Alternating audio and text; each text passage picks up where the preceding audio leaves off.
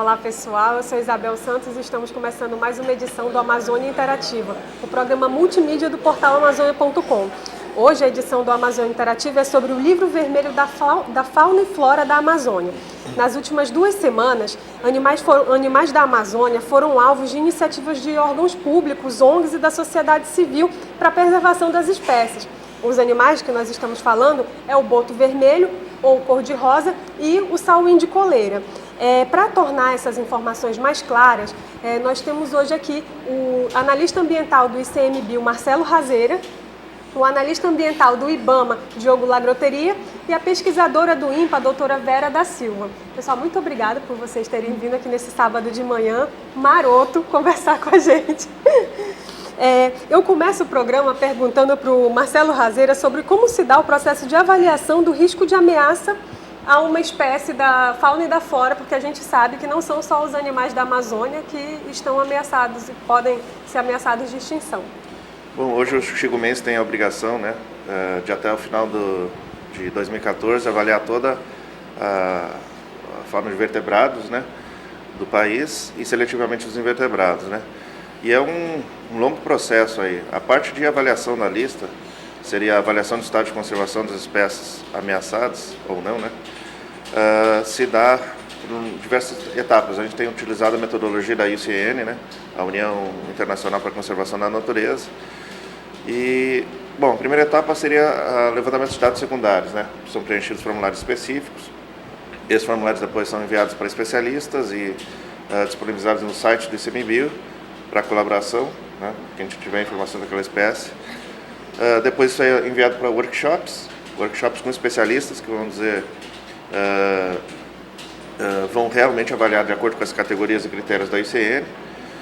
E depois ainda tem uma outra etapa para dar maior credibilidade para o processo, que é a etapa de validação, onde são realmente avaliados se os critérios foram bem empregados. Posteriormente, isso aí é feita uma lista com as justificativas e as categorias e enviados para o MMA para a etapa política, publicação da lista. Certo. E depois que o risco, a espécie é identificado, quais são as medidas adotadas? Normalmente se faz planos de ação nacional para a conservação dessas espécies, Que eles podem ser planos de conservação regionais, como o de Xingu, ou podem ser por espécie ou grupo de espécies, como tartarugas marinhas ou o sauim de coleira aqui em Manaus. Certo. Diogo, o que a lei fala a respeito dos animais ameaçados de extinção? A legislação ambiental, ela protege todo animal silvestre, Todo animal silvestre é protegido, deve-se ter todo um cuidado quando se precisa fazer algum licenciamento, fazer alguma atividade que potencialmente possa afetar esses animais. Então, transportar, caçar, maltratar é proibido para o animal silvestre. No caso de espécies ameaçadas, mais ainda, No caso, por exemplo, de espécies ameaçadas, as multas para quem for pego fazendo algum ilícito ambiental, elas são bem maiores, Elas são até 10 vezes maiores no caso de uma espécie ameaçada. E também existem legislações específicas para espécies ameaçadas. Por exemplo, o sauim de coleira, o código, porque Manaus tem um código ambiental, municipal. Toda cidade tem o seu código ambiental? Deveria ter, Algumas cidades já têm, já implementaram, outras não. No caso de Manaus, desde 2001, a gente tem um código ambiental que está em vigor. E ele diz que aonde tem espécie ameaçada, automaticamente é APP. Então, todo fragmento florestal aqui em Manaus que tem sauim, e quase todos ainda tem, quase todos não, porque muitos já foram, os animais acabaram sendo já expulsos, mortos e tudo mais. Mas ainda há muitos fragmentos que têm sauim. E por ser uma espécie ameaçada, o código diz que é APP, Então, no momento do licenciamento, no momento de qualquer obra que possa ser potencialmente problemática para essas espécies, a questão, o licenciamento tem que ser feito com muito mais cuidado, com muito mais critério, e se for o caso até a obra não deve ser feita, né? Então, assim, existe uma legislação que protege os animais de uma forma geral e no caso de espécies ameaçadas, mais ainda. Mais severo ainda, né? Mais severo e mais restritivo. Entendido. Recentemente o Boto Vermelho ganhou notoriedade nacional ao ser exibida uma reportagem sobre a matança para que a sua carne sirva de isca para o peixe piracatinga. O portal já tinha alertado a respeito disso em 2013. A gente já tinha alertado isso em 2013 com matérias a respeito. Se eu não me engano, vocês já estão vendo. Tá aí a matéria. Olha só que triste, né? Olha só. Então, essa não foi a única matéria. Nós publicamos outras matérias, só que, infelizmente, ou felizmente, né, as autoridades alertaram, né, atentaram para isso agora. Olha, outra matéria a respeito da campanha contra a extinção. Ok. E para preservar a espécie, a Associação Amigos do Peixe Boi e o Instituto Nacional de Pesquisas da Amazônia lançaram a campanha Alerta Vermelho, né? E nós temos aqui a presença da doutora Vera, como eu já falei para vocês, e eu quero destacar que ela é uma apaixonada por aquilo que faz. Ela já trabalha há 20 anos com os botos aqui da Amazônia, ela me corrigiu dizendo que eram 30, e os olhos dela brilham quando ela fala a respeito desse trabalho. Doutora Vera, infelizmente o boto caminha para a lista vermelha dos animais em extinção, né? O que ainda falta para isso acontecer, se a gente não agir?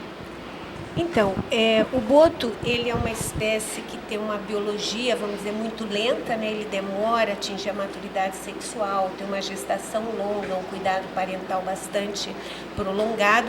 Então, isso faz com que a espécie seja de reposição lenta. E a retirada para o animal ser usado como isca está sendo muito grande. Nós sabemos que isso não é sustentável e os nossos dados mostram que está havendo uma perda muito grande de animais na população, um declínio populacional muito acentuado. Então, se persistir da maneira que está, a espécie virá a se tornar uma espécie ameaçada. Hoje ela é considerada pela IUCN, né, que é o órgão internacional que avalia as espécies no mundo, como uma espécie com dados insuficientes, como se ainda não tivessem dados suficientes para avaliar essa categoria de conservação, e pelo ICMBio, né, e no passado pelo IBAMA, como uma espécie quase ameaçada. E com a revisão da lista, deve subir para se enquadrar, infelizmente, numa categoria de maior ameaça. Certo. E, doutora Vera, o posicionamento adotado pelo Ministério Público, pelo governo e outras entidades são eficazes para a preservação do boto? Então, infelizmente, só a assinatura de uma moratória ou de uma instrução normativa não é suficiente. O boto é uma espécie protegida por lei federal com sanções muito fortes, né? Há décadas, né? Desde 1986, se eu não me engano,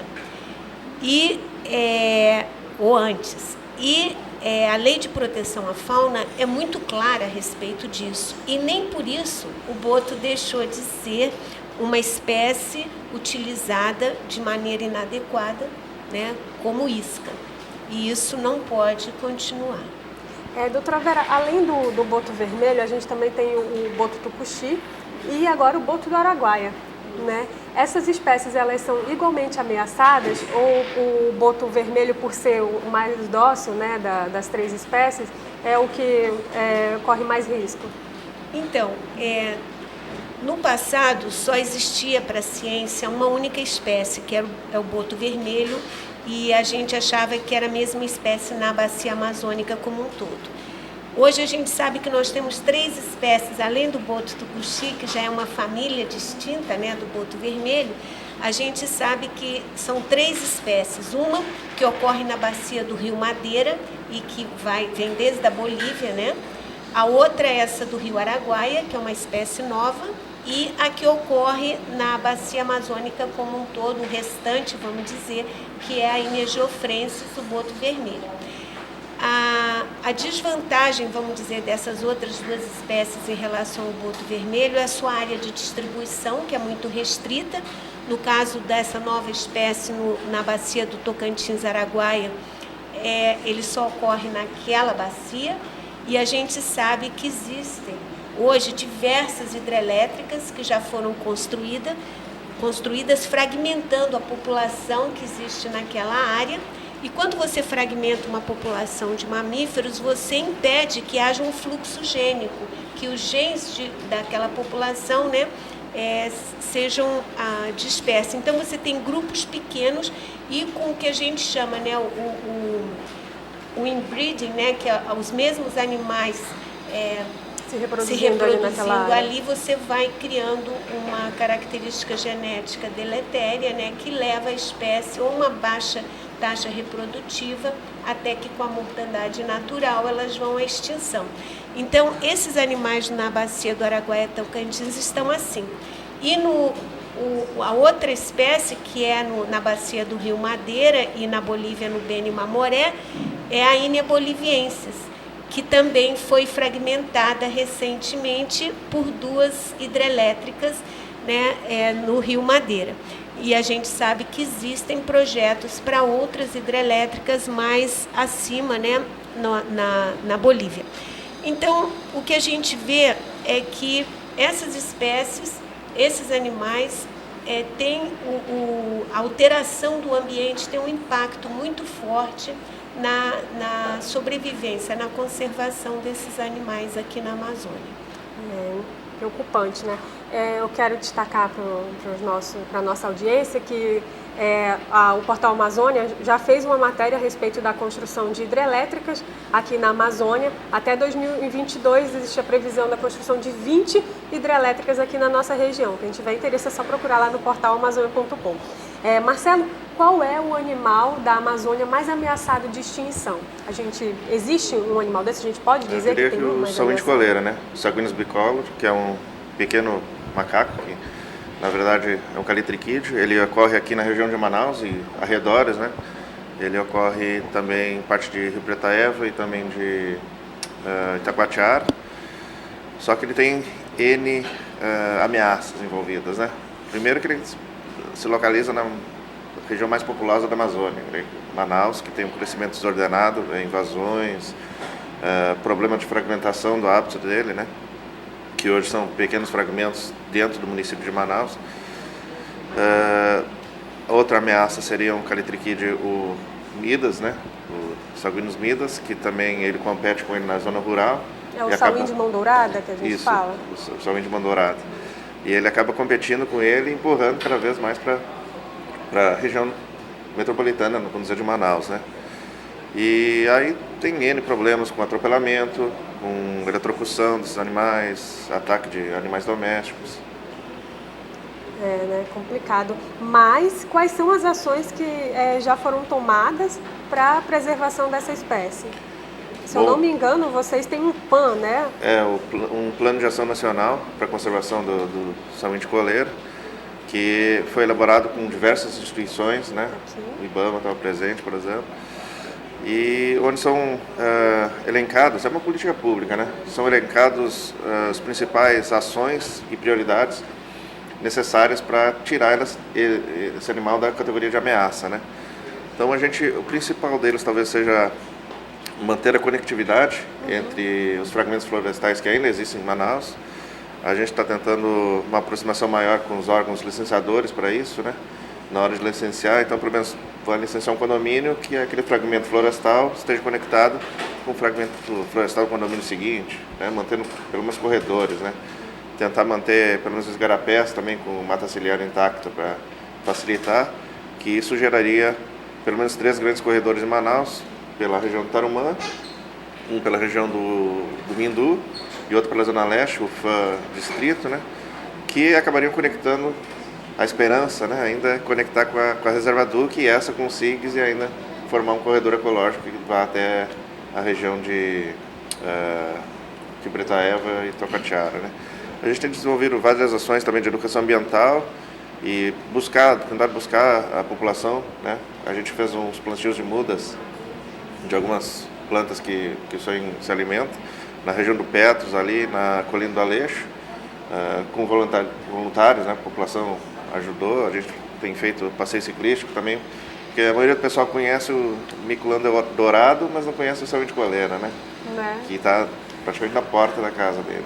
Justamente, bastante comum. Eu falei, se eu não me engano, vocês têm um PAN, mas tem sim, porque fui eu que fiz matéria a respeito, inclusive eu entrevistei o Diogo sobre esse plano. Também tem aí no portal Amazônia, da segunda campanha de preservação, de conscientização a respeito da preservação do sauim. Tá aí, olha.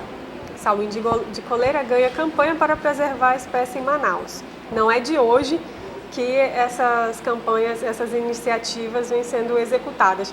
Diogo, a doutora Vera falou a respeito da pouca variabilidade genética que ameaça os botos, mas você também tem um estudo, né, se eu não me engano, a respeito dessa pouca variabilidade genética do sauim de coleira, né, que também pode levar à extinção, né? Na verdade, existem estudos, né, não são meus, são estudos de pesquisadores que dizem justamente isso, porque é muito comum a gente ouvir, quando a gente vai conversar com os moradores de Manaus, o pessoal dizer, não, mas tem sauim aqui, tem muitos, o bicho não está ameaçado não. Só que, como a doutora Vera estava explicando, não é tão simples assim. Esses animais precisam de uma área grande e precisam estar ligados, essas populações precisam estar se comunicando para haver troca genética, para haver sempre populações fortes, saudáveis, porque se eles ficam restritos em pequenas áreas, pequenos fragmentos, a tendência é que aquela população vá, digamos assim, se enfraquecendo, né? E a longo prazo, eles provavelmente acabam sucumbindo, morrendo. Então, a questão não é tão simples assim. Como o Razeira estava dizendo, esses grandes corredores que a gente está buscando preservar são vitais para a sobrevivência da espécie como um todo, porque não é o grupinho que está no fundo do nosso fragmento, do nosso quintal, que é garantia que a espécie vai sobreviver. Isso dá uma falsa impressão que os animais estão aqui, estão bem, mas não é verdade. Eles precisam de grandes áreas para se manterem a longo prazo. E o PAN busca muito isso, porque o PAN, como o Razeira disse, são uma série de objetivos e ações que a gente busca, mas na verdade isso é um grande pacto que a gente tenta fazer, principalmente com a comunidade, com a sociedade, com os órgãos públicos fiscalizadores, porque não adianta o IBAMA fiscalizar, o IPAAM, a Polícia Ambiental fiscalizar, se as pessoas continuam derrubando a área do sauim, se os empresários continuam construindo condomínios sem nenhum tipo de preocupação com o sauim, se as pessoas continuam sujando os igarapés, se os políticos não levam em conta que as leis devem sim preservar e ter essa preocupação com os nossos animais, porque no final tudo isso se reflete na qualidade de vida das pessoas, né? Ter igarapé limpo, ter fragmento florestal preservado, vai fazer com que a gente tenha um ar melhor, com que a gente tenha mais qualidade de vida. Então, esse PAN nada mais é do que um pacto que a gente propõe para todos, né, para a gente conseguir reverter essa tendência de extinção do sauim de coleira. Certo. Agora, Diego, esclarece para a gente se é o IBAMA que atua na fiscalização, apreensão de animais que não podem ser mantidos em cativeiro, que vai lá e pune as pessoas porque elas matam o boto para pescar piracatinha, né? Houve uma mudança na nossa legislação, né, a respeito disso. Explica para a gente qual é o papel do IBAMA hoje. Então, é importante dizer que a proteção da fauna, né, a proteção dos animais, é um dever compartilhado entre todos, entre a União, né, e nisso se enquadra o ICMBio, o IBAMA, o Estado, através da SDS, do IPAAM, da Polícia Ambiental, e do município, através da SEMA, da Secretaria Municipal de Meio Ambiente, e de todos os demais órgãos vinculados a esses três entes da federação. Porque muitas vezes a gente vê quase que um jogo de empurra, né? Ah, não, quem tem que fazer isso é o IBAMA, quem tem que fazer isso é a SEMA, quem tem que fazer isso é o IPAAM. Todo mundo pode agir supletivamente, todo mundo tem o dever de proteger a fauna, né? O IBAMA, hoje, com uma nova legislação que saiu em 2001 ou 2011, uma lei complementar, ficou a cargo do IBAMA trabalhar mais com espécies na natureza, né? Com espécies que vivem no seu ambiente natural, espécies ameaçadas ou não. o Estado passou a ter mais responsabilidades em relação à fauna, muito relacionado a animais que estão em cativeiro, zoológicos, mantenedores, e a gente até vê isso com muito bons olhos, porque a gente tem visto o IPAAN realmente com muita vontade de cooperar nesse sentido. Então, eles têm feito trabalhos de resgate e tudo mais, que antes quem fazia mais isso era a SEMAS, continua fazendo, mas o IPAAN está dando esse apoio também. Então, assim, e a SEMAS também tem muita responsabilidade, porque ela administra a parte ambiental de uma cidade que é a maior metrópole amazônica e que tem várias espécies extremamente importantes, ameaçadas, como é o caso do sauim, e que é responsabilidade da SEMAS em cuidar desses animais. Por exemplo, é a SEMAS que licencia obras dentro da cidade. A maioria dessas obras vão ocorrer em locais onde tem sauim. Então, cabe à SEMAS ter essa preocupação e ter um cuidado redobrado em áreas que vão ser desmatadas ou fragmentadas, ou muitas vezes vão ser construídas obras em área que tem sauim. Essa é a responsabilidade da SEMAS. O IBAMA, ultimamente, tem trabalhado muito em questões de fiscalização, até porque nós temos um estado com dimensões continentais, então fica difícil para o município muitas vezes dar conta de tudo, então acaba muitas vezes que isso acaba sendo feito pelo próprio IBAMA, e a gente busca também trabalhar com questões relacionadas à educação ambiental, porque não adianta a gente agir depois que o problema já ocorreu, fiscalizando coisas que já aconteceram de errado. A gente tem que agir preventivamente com a questão da educação ambiental para a gente poder prevenir danos futuros. Com certeza, e a gente também tem que ter consciência e fazer o nosso papel de cidadão, né? Gente, infelizmente nosso programa já está acabando. Eu queria pedir nas considerações finais de vocês que vocês dissessem o que o cidadão comum pode fazer para colaborar para esse trabalho de preservação das espécies amazônicas. Começando pela doutora Vera. Obrigada. Eu acho que no dia a dia, como o Diogo colocou, é super importante que a população participe, né, dessas atividades de fiscalização, de preservação. Vem desde, por exemplo, a gente preservar o boto ou peixe-boi, que são animais aquáticos, sem cuidar da qualidade da água sem a qual nós não vivemos, não é? É muito importante. Então, o cuidado com a água, o cuidado com os animais e também nos informar. O Diogo explicou aqui, apresentou várias organizações governamentais. Nós, do INPA, da AMPA, podem ligar, entrar em contato com a gente e a gente vai buscar a informação. Se souberem de locais onde animais estão sendo mortos, uso de isca. A gente tem conversado com as pessoas sobre o uso da piracatinga, que está sendo comercializado com um outro nome, né, que foi a douradinha, que é perfeitamente legítimo comer a douradinha. E a douradinha é um peixe bom, para quem gosta. O que não é legítimo é capturar a piracatinga usando animais da fauna, seja o boto ou o jacaré. Então, que também, se encontrarem peixes que não correspondam àquilo que eles estão comprando, que está sendo vendido, que também denuncie, para que a gente possa ter uma qualidade daquilo que a gente compra e que é oferecido também melhor para o consumidor, não é isso? Tá certo. Obrigada. Meninos, como é que a gente pode fazer para preservar? Bom, a gente tem atuado junto à Manaus Trans também com a colocação de placas em locais específicos onde tem travessia de animais, né? Então, para o motorista também ficar atento nesses locais para reduzir um pouco a velocidade, né? Para evitar atropelamentos. Eu vejo também no trânsito muita gente jogando coisa pela janela, né? Um simples ato de não jogar uma lata na rua já é uma grande coisa para mim. As pessoas têm que passar a entender que tudo se reflete na nossa própria vida, né?